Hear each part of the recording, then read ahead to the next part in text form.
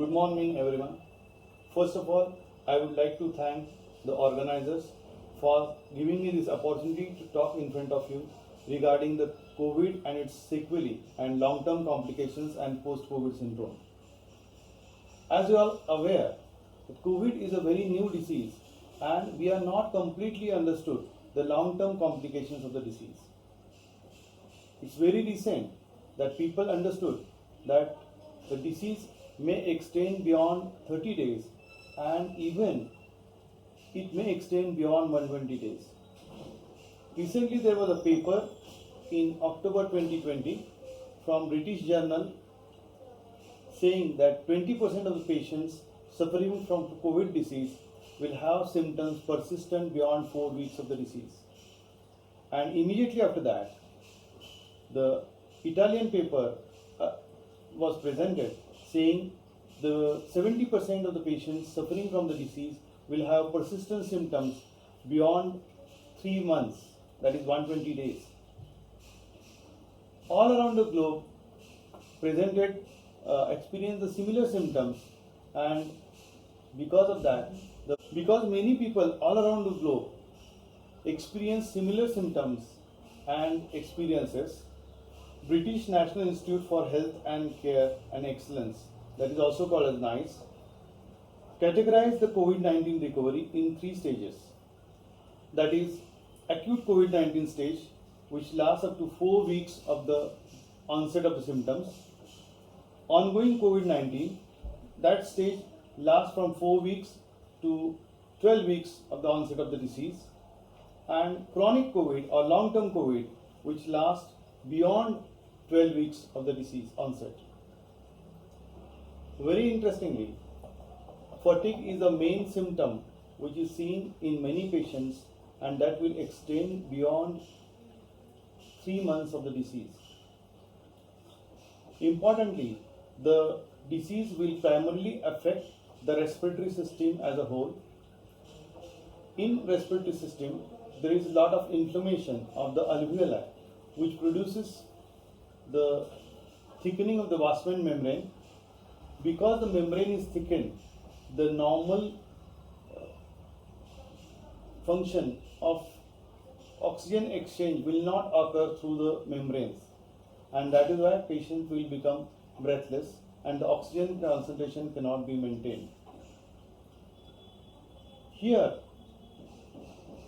when it heals with fibrosis, and ultimately it will produce the fibrous tissue in the alveoli, and this fibrous tissue will not permeate oxygen exchange, and that is why permanently patient can get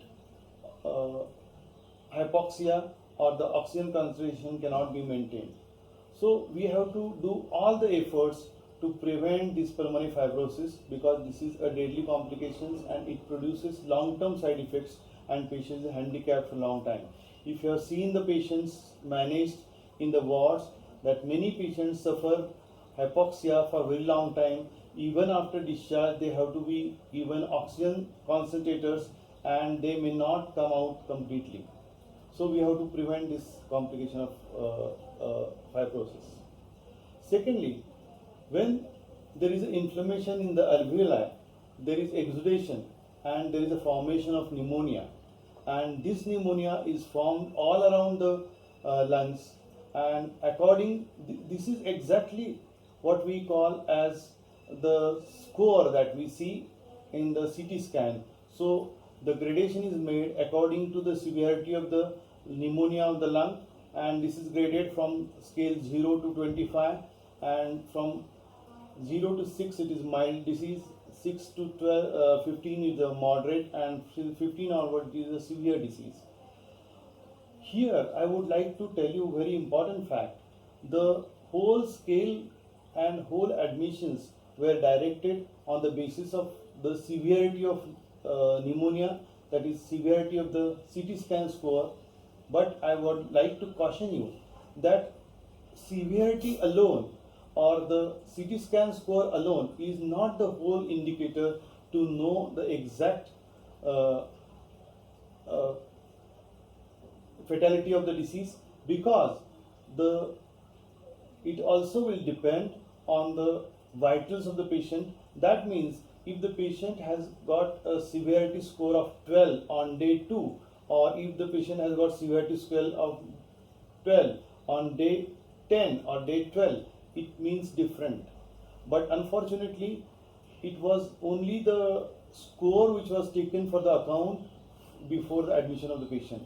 So I would like to tell you that whenever you are seeing the score of the patient, kindly see the vitals of the patients. That means the temperature, pulse, the oxygen saturation, the respiration. That is very important to know. And if they are stable, even if the score is high, patient is not very unlikely to go into problems.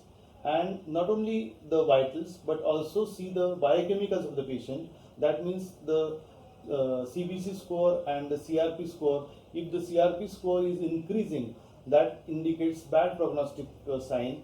And if all these things put together as are red, then we can exactly know the severity of the disease in that particular patient. Secondly, when there is a exudation in the alveoli membrane becomes weak, and if there is a cough or when there is an intense cough, these membranes can rupture, producing pneumothorax. And this pneumothorax is a very deadly complication. We have seen many patients, and if it is diagnosed in time, it can be life-saving.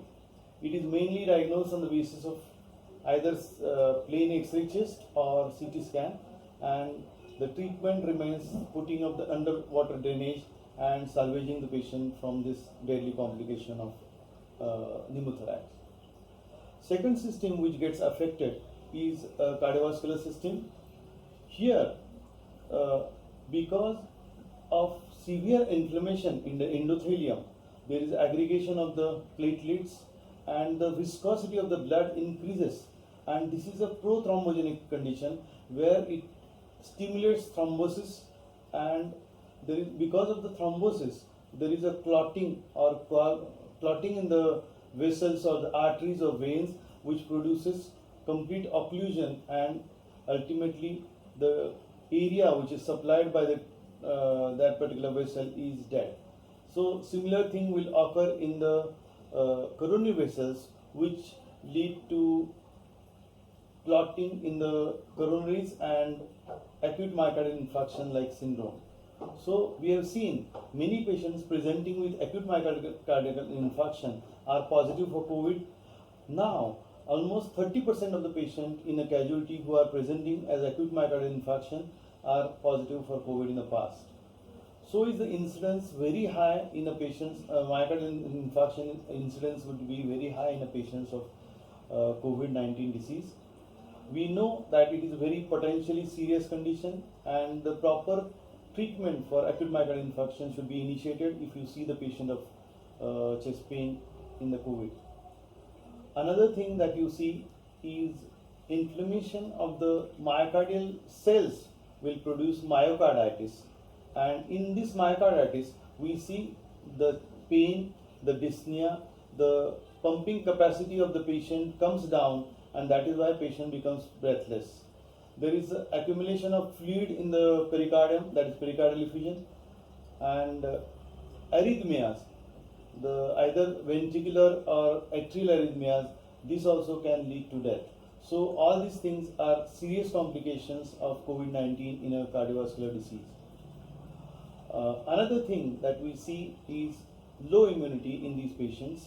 So by virtue of low immunity, the patients are susceptible to develop different type of infections, that is bacterial infection in the form of any bacterial infections producing pneumonia, urinary tract infection and other infections. So adequate antibiotic coverage should be given in these patients. And very importantly is the fungal infections.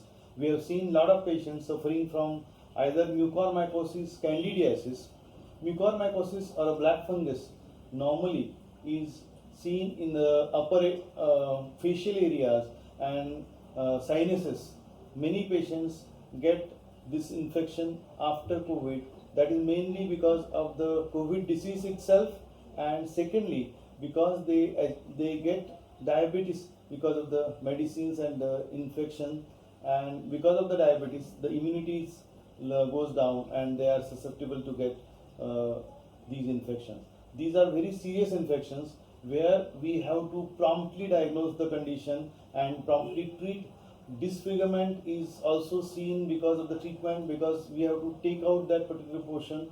So the treatment cost is very high. We have to administer amphotericin for these patients, and the cost of the treatment is very high. So try not to make the patient go into this deadly complication. So just to prevent this complication, we have to treat, we have to keep the hygiene well, we have to keep the diabetes in control, so that this complication will not arise, and give adequate antibiotics so that this complication will not arise in the patients of COVID-19 disease. Secondly, it also produces symptoms in GI tract. It will be in the form of diarrhea or long-term diarrhea, producing great amount of weight loss. Even because of the inflammation in the pancreas, it can produce pancreatitis-like syndrome, and we have seen a lot of pancreatitis after the treatment of COVID, and these should be immediately diagnosed and treated promptly, because this is also life-saving, life-threatening condition where the treatment is very, very necessary. Another thing that we commonly see after treatment of COVID is diabetes, occurrence of diabetes. The patients who were not diabetic can may have become diabetic after the treatment. That is partly because of the disease process itself, the low immunity, and the patient is prone to develop diabetes.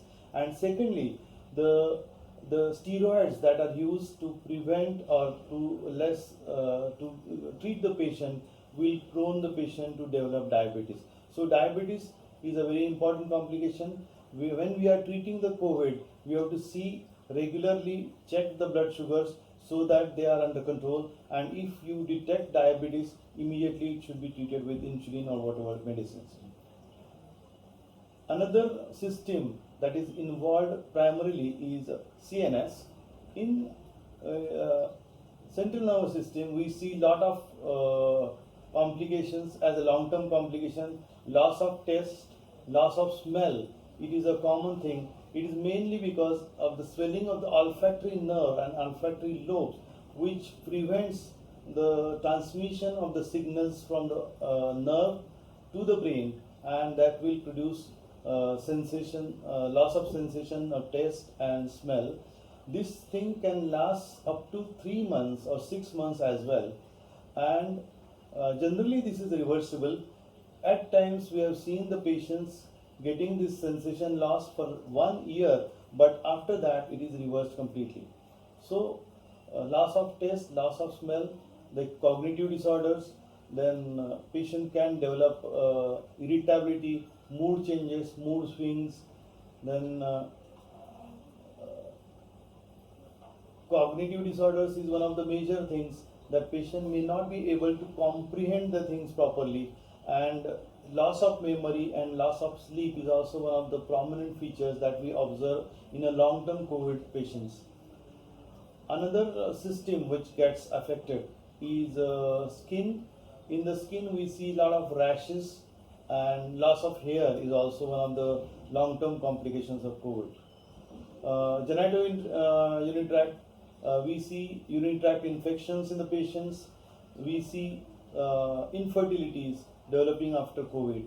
So practically every system is affected because of the COVID in a long-term basis or a short-term basis. So initially what we thought, COVID is just fever, cough, cold which lasts for a few days and goes away. It is not the case. It is not the case. Gradually we have understood the complications, long-term complications of COVID. Initially, diabetes used to be thought of the king of the disease, but I think this particular thing will change in the near future. The COVID-19 has already born with the crown on its head, so it will be crowned as a king of the disease in the future, because this will practically affect every organ in the body, and we will have specialists and super specialists treating corona and corona complications. I think whenever we are dealing corona patients, we have to think of short term and long term complications of both, and we have to act to prevent the short term and long term complications so as to make the patient healthy in the future life. Thank you for